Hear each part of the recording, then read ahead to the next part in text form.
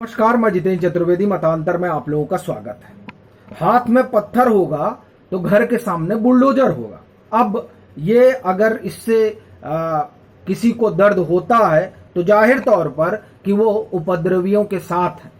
और जब आप बात करते हैं ना डेमोक्रेसी की और फ्रीडम ऑफ एक्सप्रेशन की तो और डेमोक्रेटिक राइट्स की, ये जो अंग्रेजी के कुछ 2 3 4 चुनिंदा भारी भरकम शब्द हैं, जब आप उनको गिराते हैं तो दरअसल में जो आम जनमानस है उसके दिमाग में एक ही सवाल उठता है कि साहब तुम पत्थर फेंको, तुम पुलिस को पीट दो, और जब तुम्हारे यहाँ बुलडोजर तुम्हारे उस पत्थर का जवाब देने के लिए घर को बुलडोज कर दे तो कहो कि साहब हमारे तो राइट हैं।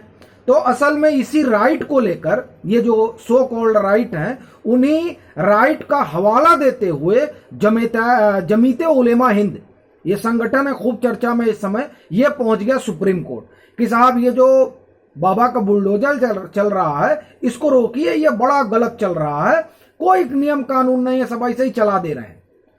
खैर, तो वहां कोर्ट ने क्या कहा उस पर हम लोग आएंगे, लेकिन ये जो संगठन है, ये संगठन का जो दर्द जगा वो जो प्रयागराज में बुलडोजर चला, जिनकी वजह से प्रयागराज सुलगा और जिनकी वजह से वहां उपद्रव हुआ, दंगाइयों ने दंगा किया, उनकी एक पार्टी है। उस पार्टी का समाजवादी पार्टी से क्या संबंध है, ये भी बड़ी दिलचस्प कहानी है। और ये जो संगठन है जो बुलडोजर रुकवाने में इतना तत्पर है, इसके पीछे कौन लोग हैं उसकी भी एक कहानी है। और फिर ये जो बुलडोजर रोकने और रुकवाने का जो सिलसिला है वो सिर्फ उत्तर प्रदेश का ही नहीं है, कहानी लंबी है, वो पूरी बताता हूं। और फिर इनके पीछे के लोग और ये प्रयागराज वाले जो मास्टरमाइंड है उनका क्या संबंध है, ये तमाम चीजों पर हम लोग बात करेंगे। लेकिन शुरू करेंगे खागौन से, क्योंकि ये जो संगठन है ना जो बुलडोजर रोकने के लिए परेशान है, इसने पहली जो पीआईएल डाली थी वो खागौन वाले मसले में डाली थी। खागौन में उपद्रव हुआ था, दंगाइयों ने दंगा किया था। उत्तर प्रदेश चुनाव के तुरंत बाद का ये मसला है, मतलब हमको चुनाव परिणाम वगैरह आ गए थे उसके बाद की बात है। तो जब दंगाइयों ने दंगा किया तो मामा ने बुलडोजर चला दिया। शिवराज सिंह चौहान को मध्य प्रदेश में मामा कहा जाता है, सो उन्होंने बुलडोज कर दिया। अब जब उन्होंने बुलडोज कर दिया तो ये जो सेकुलर जमात के लोग हैं उनको बड़ा दर्द हुआ और उन्होंने कहा कि अब हमको सुप्रीम कोर्ट चलना चाहिए। सो वो सुप्रीम कोर्ट पहुंच गए खागौन वाले मसले को और दुहाई लगाई कि साहब इसको रोक दीजिए, आप ये तो नहीं चलेगा। जैसे उत्तर प्रदेश वाले मामले में गए कि साहब इसको रोक दीजिए। अच्छा, वहां रोकने का गुहार लगा ही रहे थे कि जहांगीरपुरी में एक बलवा हो गया, फिर दंगाई आप तो जानते ही हैं जो जहांगीरपुरी में हुआ। अच्छा, वहां दंगाइयों ने दंगा किया और दूसरे दिन जो है बुलडोज करने के लिए पहुंच गए, क्योंकि आप जहांगीरपुर जाए तो बड़ा अतिक्रमण है वहां पे। तो ये हुआ कि अतिक्रमण हटाओ। अब साहब उस बुलडोजर से भी दर्द हो गया, सो वहां भी सुप्रीम कोर्ट पहुंच गए। जीरा शुरू हुई और जीरा में भारत सरकार ने कहा कि ये जो एक नैरेटिव सेट किया जा रहा है ना साहब कि ये किसी एक समुदाय विशेष के साथ है, तो ये गलत है। ये जाकर देख लें खागौन में क्या हुआ है, खागौन में बुलडोजर चला कैसे, ये वहां बात हुई। लेकिन वहां बात हुई और उसके बाद में आप देखें कि ये जो बुलडोजर को रोकने वाले पूरी जमात है, आपको ध्यान होगा बिंदा करात तो चली गई थी जब शाहीन बाग बुलडोजर पहुंचा था सामने ही। उस मामले में सुप्रीम कोर्ट ने एक बात कही, उसने कहा कि साहब देखिए जिसका गिर रहा है उनको आने दीजिए, आप लोग इसे राजनीति का अखाड़ा मत बनाइए सुप्रीम कोर्ट को। और यही बात ये जो यूपी में बुलडोजर रुकवाने के लिए पीआईएल पड़ी, उसमें यही बात योगी सरकार ने रखी सुप्रीम कोर्ट में। वो पूरी बात मैं आपको बताता हूं, लेकिन पहले तो ये जान लीजिए कि ये जो जमीयत की पीआईएल है उसमें कौन सी जमात है। प्रशांत भूषण है उनमें, उनके हस्ताक्षरकर्ताओं में। आपको आश्चर्य नहीं होगा क्योंकि आप जानते हैं कि बुलडोजर से इन्हीं लोगों को समस्या है। जो लोग ये कह सकते हैं कि साहब जम्मू कश्मीर देश का हिस्सा नहीं, मतलब क्या हिस्सा, उनका हिस्सा है। और फिर आप जानते हैं कि इनका उनका हिस्सा कहने के बाद क्या हुआ था, तो वो लोग तो कहेंगे कि नहीं, ये यहाँ कानून का कोई पालन नहीं हो रहा है।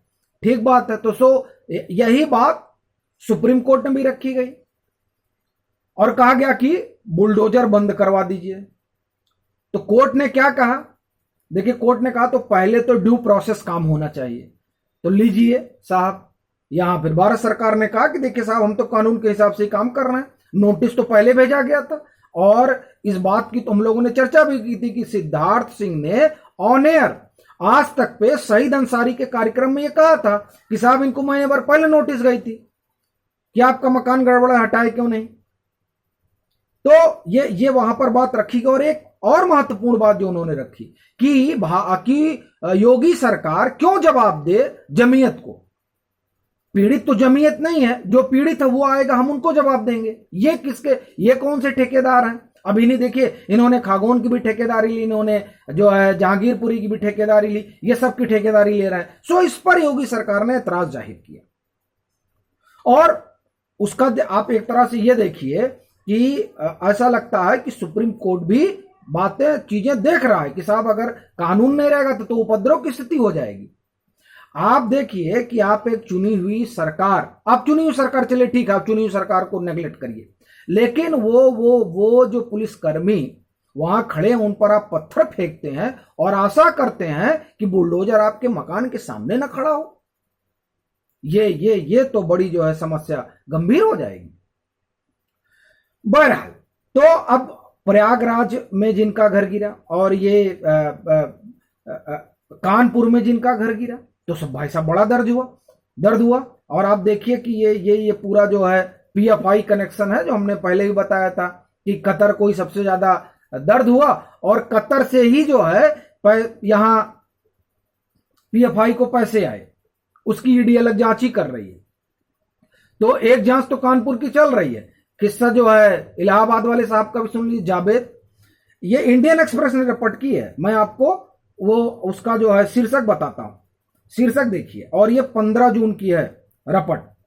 वेलफेयर पार्टी नाम है, जावेद, जिनका प्रयागराज में घर बुलडोज किया गया। Floated for alternative politics whose leader Javed is at centre of Prayagraj row. ये अब इनका समाजवादी पार्टी से क्या संबंध है? देखिए, इनके जो प्रवक्ता हैं उन्होंने ये कहा है कि देखिए, हम चाइल से चुनाव लड़ना चाहते थे। चाइल जो है वो कौशाम्बी की एक विधानसभा सीट है, जहां से देखिए नाम हमको ध्यान नहीं आ रहा, एकदम से निकल गया। सरोज मतलब पूरा नाम नहीं याद आ रहा। बसपा के बड़े पार्टियों के नेता थे, बाद में फिर वो आ गए समाजवादी पार्टी में और वो वहां से चुनाव लड़े थे। कौशाम्बी में 3 सीटें हैं, जिसमें से एक सीट केशव प्रसाद मौर्य आ रहे थे और उसका बड़ा असर पड़ा था उनके सरोज, देखिए उनका नाम नहीं ध्यान आ रहा, लेकिन उनका पासी समाज पर बड़ा प्रभाव है और उनकी वजह से वहां पर जो है तमाम सीटें समाजवादी पार्टी जीती। तो उस चाइल से ये चुनाव लड़ना चाहते थे, लेकिन बात बनी नहीं। और जब बात बनी नहीं तो इन लोग चुनाव तो नहीं लड़े, लेकिन इनका समाजवादी पार्टी के साथ गठबंधन रहा। आप देखिए, जब जावेद का घर गिरा था तो समाजवादी पार्टी के मुखिया अखिलेश यादव ने बाकायदे ट्वीट किया था। अब उस ट्वीट की कहानी सुनिए। ये बड़ी आप ये समझिए कि बड़ी दिलचस्प बात है। अब मैं इसको आपको सुनाता हूं। इलियास जो इनके बड़े नेता हैं वेलफेयर पार्टी के, वो कहते हैं कि यूपी चुनाव में जावेद जो है वो चाइल से चुनाव लड़ने की तैयारी कर रहे थे, लेकिन एसपी ने मतलब समाजवादी पार्टी ने वहां से अपना कैंडिडेट उतार दिया था। हमारा be had a tie up with SP, ये इलियास कह रहे हैं, मतलब वेलफेयर पार्टी कह रही है कि हमारा समाजवादी पार्टी के साथ गठजोड़ था और हम उनको एक तरफा हम उनका समर्थन कर रहे थे असेंबली चुनाव में। और भी also met SP Akhilesh Yadav several times, और हम अखिलेश यादव से कई बार मिले भी। और ये जब इन लोगों की मुलाकात होती है तो इसी मुलाकात को लेकर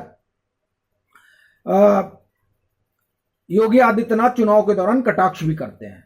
अब आप देखिए कि क्या पूरा ये जमीयत कोर्ट में जाती है और जो लोग पीआईएल के हस्ताक्षर करता है उसमें प्रशांत भूषण जैसे लोग हैं, और जिनके लिए समाजवादी पार्टी का दर्द फूटा, उस वेलफेयर पार्टी के साथ इनका संबंध था।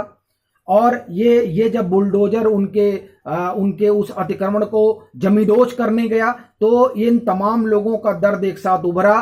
तो अब आप देखिए कि किस तरीके का ताना बाना है इस जमीयत के साथ सेकुलर जमात का। अखिलेश यादव को भी दर्द होता है, प्रशांत भूषण को भी दर्द होता है, कपिल सिब्बल को भी दर्द होता है, दिग्विजय सिंह भी बोल पड़ते हैं, ये तमाम लोग बोल पड़ते हैं। और उस बोल का मौजू ये होता है कि साहब सुप्रीम कोर्ट जाइए और इसको बंद कराइए।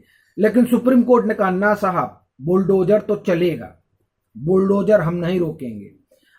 हाँ, उसने उत्तर प्रदेश सरकार से जवाब मांगा, उत्तर प्रदेश सरकार जवाब देगी, लेकिन बुलडोजर रोकने की जो कवायद हुई उससे कोर्ट ने इत्तेफाक नहीं रखा और कहा कि नहीं साहब, इस पे तो हम स्टे नहीं लगाएंगे। ये आप समझिए कि एक तरीके से ये गाल पर तमाचा है।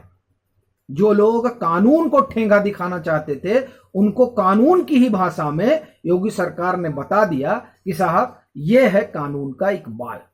और सुप्रीम कोर्ट ने भी साफ तौर पर कह दिया कि नहीं साहब, अब जो सारी चीजें सामने हैं तो अब 3 दिन बाद जवाब आ जाने दीजिए, फिर देखा जाएगा क्या होता है।